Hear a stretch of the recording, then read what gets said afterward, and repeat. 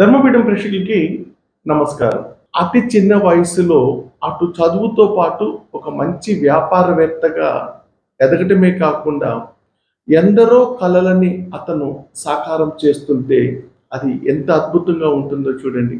ఒక 10 ఏళ్ల కాలంలో తాను దాదాపుగా ఒక 100కి పైగా ప్రాజెక్టులను పూర్తి చేసి ఈ రోజున ఛాలెంజ్ విసురుతున్నాడు. ఏంటంటే అది ఎంత పేదవాడికైనా సరే తాను అతి తక్కువ మొత్తంలో అద్భుతమైనటువంటి కళల సౌధాన్ని నిర్మిస్తానని చెప్పి ఆయన వ్యాపారంలో దూసుకుపోతున్నారు. ఆ 5 పిల్లర్స్ సంస్థకి సంబంధించినటువంటి మేనేజింగ్ డైరెక్టర్ ఈ రోజున మన ధర్మపీఠం స్టూడియోకి విచ్చేశారు. మహమ్మద్ నజీర్ అహ్మద్ గారు, నమస్కారం అండి. సార్ చెప్పండి, మీరు ఒక ఇంజనీర్గా వృత్తిలో కొనసాగకుండా ఒక వ్యాపారాన్ని స్థాపించడం కోసం ఒక కంపెనీని ఇనాగ్రేట్ చేయటం, దట్ మీన్స్ ఇన్కార్పొరేట్ చేసుకొని ఆ తర్వాత ఆ సేవల్ని ప్రపంచంలోకి ఏ విధంగా తీసుకువెళ్తున్నారు? అంటే మీకు దీనికి పునాది అంటే నేను ఒక ఎంటర్‌ప్రెన్యూర్ కావాలి, ఒక వ్యాపారవేత్త కావాలి అనేటువంటి ఒక కళ మీకు ఎప్పుడు ప్రారంభమైంది? నా BTech 3rd year 4th year జనరేషన్లో ఇది ఒక చాలా పెద్ద రోల్ ప్లే చేసింది. అప్పుడు నాకు I always say feeding the soul, not just feeding the body. అన్నం తింటాం, మన బాడీకి ఫీడ్ చేస్తాం, బట్టలు వేసుకుంటాం మన బాడీ కోసం, మన అంతరాత్మని ఫీడ్ చేస్తున్న సాటిస్ఫాక్టరీ ఎలిమెంట్ నాకు దొరకడం స్టార్ట్ అయింది.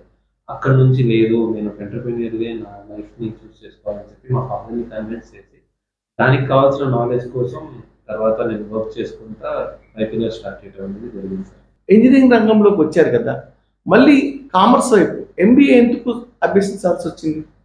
ఎంబీఏ యాక్చువల్లీ సార్, నేను బిజినెస్ స్టార్ట్ చేసి ఒక డ్యూరేషన్ తర్వాత, ప్రాపర్లీ చెప్పాలంటే కరోనా డ్యూరేషన్ జస్ట్ ముందు ఆ గ్యాప్లో అప్పుడు నేను ఎంబీఏ కంప్లీట్ చేశాను. అప్పుడు నేను కొన్ని సెంట్రల్ గవర్నమెంట్ ప్రాజెక్ట్స్ చేస్తుండే, బిల్స్ ఆగి మన అందరికీ చాలా ప్రాబ్లమాటిక్ డ్యూరేషన్ ఉండింది కరోనా టైంలో. నేను స్ట్రాంగ్గా ఏం నమ్ముతానంటే whenever we are low due to any reasons we should find a good activity which will keep us engage towards betterment. So అప్పుడు నేను నా ఎడ్యుకేషన్లో ఎంబీఏ చేయాలి ఫాస్ట్లో అనుకున్నాను అన్న థాట్ నాలో ఉండింది. నాకు ఎంబీఏ చేసేప్పటికి నా అబ్బాయి పుట్టి ఉన్నాడు. నేను చేసింది regular MBA again. Okay. So అప్పుడు నేను మార్నింగ్ ఆఫీస్ అటెండ్ చేసుకుంటా, తర్వాత ఎంబీఏ వచ్చి మళ్ళీ ఈవినింగ్ ఆఫీస్లోకి వచ్చి వర్క్ ఫాలో చేసుకుంటా కంప్లీట్ చేస్తాను. ఓకే. మీరు ఒక జాబ్ వైపు సెటిల్ కాకుండా ఎంటర్‌ప్రెన్యూర్‌గా ఎదగడానికి సంబంధించి ఏ ఏ పరిస్థితుల్లో మీకు ఉపకరించాయి? Sir, I always say hurdles are like rising steps. మనకి ఎన్ని ప్రాబ్లమ్స్ వస్తే అది ఎంత మనకి ముందుకు తీసుకెళ్ళడానికి పాసిబిలిటీ అని చెప్పి, సో స్టార్ట్ చేసిన కొన్ని రోజుల్లోనే ప్రాబ్లమ్ స్టార్ట్ చేయాలి. అది నేను పాజిటివ్గా తీసుకున్నా. అండ్ చాలా మేజర్ సపోర్ట్ మా పేరెంట్స్ సార్. సో ఆయన గైడెన్స్ నాకు చాలా హెల్ప్ఫుల్ అయింది సార్.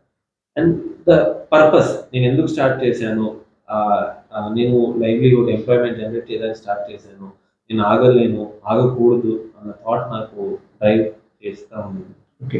5 పిల్లర్స్ అనేటువంటి ఒక నేమ్ని చూజ్ చేసుకోవడానికి ఏదైనా హిస్టరీ, దానికి ఏదైనా థీమ్, ఒక సారాంశం ఉందంటారా? నేను స్టార్ట్ చేసినప్పుడు actually it's yam groups, then yam foods, then yam consultancy construction అలా ఉండే. But thankful again to the lockdown time which gave a huge time gap process చేయడానికి విషయాన్ని. నేను అప్పుడు గట్టిగా ఎంచుకుంది ఏంటంటే రాబోయే కాలంలో డిజిటల్ వరల్డ్ చాలా పెద్ద రోల్ ప్లే చేయబోతుంది. సో ఎస్ఈఓ, సర్చ్ ఇంజిన్ ఆప్టిమైజేషన్లో ఒక న్యూమరిక్తో స్టార్ట్ అవుతే సెర్చ్ చేసేప్పుడు తొందరగా ఫైండ్ చేయొచ్చు. దాని తర్వాత నేను ఆ నేమ్ని రీకన్స్ట్రక్ట్ చేయాలని డిసైడ్ అయ్యాను. ఆ ప్రాసెస్లో నేను ఏం అనుకున్నానంటే ఒక పిల్లర్స్, లైక్ 4 పిల్లర్స్ ఒక ఇంటికి అవసరం. ఆ ఇన్విజిబుల్ 5th పిల్లర్ అక్కడ ఉన్న సివిల్ ఇంజనీర్ కానీ అక్కడ వర్క్ చేసే మేషన్ హెల్పర్ వాళ్ళ చెమట అండ్ ఆ పైవాడి దీవెనలు, ఇవి మనకు కనపడవు. ఇలాంటి ఎలిమెంట్స్ ఆ 5th పిల్లర్ కావచ్చు. మన వాస్తు శాస్త్రం పరంగా పంచభూతాల కాన్సెప్ట్ ఉంది కదా సార్. అంటే సార్ ఈ అన్ని రీజన్స్ నాకు జస్టిఫై అయిన తర్వాత నేను కన్సల్ట్ చేశాను సార్ మా మత పెద్దలతో. ఒకసారి అడిగాను, like do you feel this is setting out behind all the stars అన్న point. They said it's a good sign, there will be progress. ఒక మనకి ముందుకు వెళ్ళటమే ఉంటుంది కానీ ఆబ్స్టకల్స్ ఉంటాయని. సో నేను యాజ్ ఐ సెడ్ బిఫోర్, నేను ఆబ్స్టకల్స్ని పాజిటివ్గానే భావిస్తాను కాబట్టి నేను ముందు జరగటం అనేది జరిగింది. ఓకే. ఈ కంపెనీని మీరు 5 పిల్లర్స్ పేరుతో ఇన్కార్పొరేట్ చేసిన తర్వాత మీ యొక్క మేజర్ ప్రాజెక్ట్స్ ఏంటి? ఇంకా వరల్డ్లీ రికగ్నైజేషన్ వేలో అయితే నేను చెప్పలేను sir. Okay. But I feel good about Salar Jung museum లాంటి ప్రెస్టీజియస్ ఆర్గనైజేషన్స్ లో వెరీ గుడ్. మేము G+2 బిల్డింగ్ కన్స్ట్రక్ట్ చేస్తున్నాం. అక్కడ ఎగ్జిస్టింగ్ ఓల్డ్ బిల్డింగ్స్ ని డిస్టర్బ్ చేయకుండా కన్స్ట్రక్ట్ చేయడం అనేది చాలా టెక్నికల్ గా కూడిన పని ఉండింది. సో నాకు అది చాలా good thing. And again NIA, CSF training units ఉంటాయి. ఆ ట్రైనింగ్ యూనిట్స్ లో వాళ్ళ ట్రైనింగ్ కి, వాళ్ళ డైలీ యాక్టివిటీస్ కి డిస్టర్బ్ జరగకుండా రినోవేషన్స్ చేశాము అండ్ కన్స్ట్రక్షన్స్ చేశాము. సో ఇలాంటి కంప్లీట్ చేసిన హౌసెస్ కానీ, సాలార్జంగ్ మ్యూజియం ప్రాజెక్ట్స్ లాంటివి కానీ, ఇవి నాకు these are very good feeding factor for my soul. Okay. కానీ ప్రతి పేదవాడు కూడా తనకి ఒక సొంత ఇల్లు ఉంటే, తనకు ఒక సొంత గూడు ఉంటే బాగుంటుంది అని కలగంటుంటాడు. అయితే ఈరోజు నిర్మాణ రంగం అతి ఖరీదైపోయింది అనమాట. ఇల్లు నిర్మించి ఇవ్వటానికి మీ దగ్గర ప్రాజెక్టులు ఉన్నాయి. సార్ మీరు చాలా మంచి పాయింట్ వేసేసారు. First of all thank you. Recent గా మేము నాగోల్లో ఒక 7 CR ప్రాజెక్ట్ చేస్తాం సార్. అది 20 యూనిట్స్. ఓవరాల్ గా 15 CR ఆన్ సేల్ వచ్చింది అది. అలాంటి ప్రాజెక్ట్స్ మేము మా సోషల్ మీడియా హ్యాండిల్స్ లో పెట్టిన తర్వాత మా దగ్గర చేసే ఆఫీస్ లో టీమ్ మెంబరే ఆయన చాలా కష్టంగా అప్రోచ్ అయ్యి అడిగారు అనమాట. సార్ నాకు ఒక 70 గజాలు ఉంది సార్ గుంటూరులోనే, మీరు కన్స్ట్రక్ట్ చేసి ఇస్తారా అన్నమాట. నేను ఆ రోజు చాలా బ్యాడ్ గా ఫీల్ అయ్యా. అంటే మన దగ్గర టీమ్ మెంబర్ కి మనం ఆ పాసిబిలిటీ కూడా చూపించలేకపోయా, మనం చేస్తామని చెప్పి. అప్పుడు వాళ్ళ ఫ్యామిలీ మెంబర్స్ ని పిలిపించి మా టీమ్ మెంబర్ మేము 100% 10+ lakhs ప్రాజెక్ట్స్ తీసుకుంటున్నాం అన్నమాట. నిజం 10 lakhs మైనస్ ది ఈ మధ్య తీసుకోవటం ఆపాము సార్. సో ఆయనకి ఆ 70 square yards లో 15 lakhs లో సార్ మీరు ఆ ఇల్లు చూస్తే ఇది 15 lakhs పడిందా అని అడుగుతారు. Complete finishing. మీ యొక్క ఆలోచనని అతి తక్కువ ధరతో పేదవారికి మేము ఇల్లు నిర్మించి బల్క్లో అంటే పెద్ద మొత్తంలో ఇవ్వగలమని చెప్పి మీరు ఎప్పుడైనా ప్రభుత్వ సంస్థలని, ప్రభుత్వ నేతల్ని, ప్రభుత్వ అధికారాలని సంప్రదించి అలాంటి ప్రాజెక్టులు ఏమన్నా చేపట్టారా?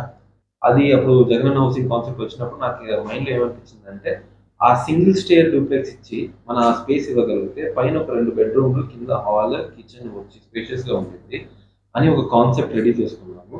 దాని తర్వాత కేటీఆర్ గారిని ఒకసారి సంప్రదించడం జరిగింది సార్. టీ హబ్ లో అప్పుడు కేటీఆర్ గారు ప్రాసెస్ చేసి దాన్ని ఇనిషియేట్ అయితే చేశారు.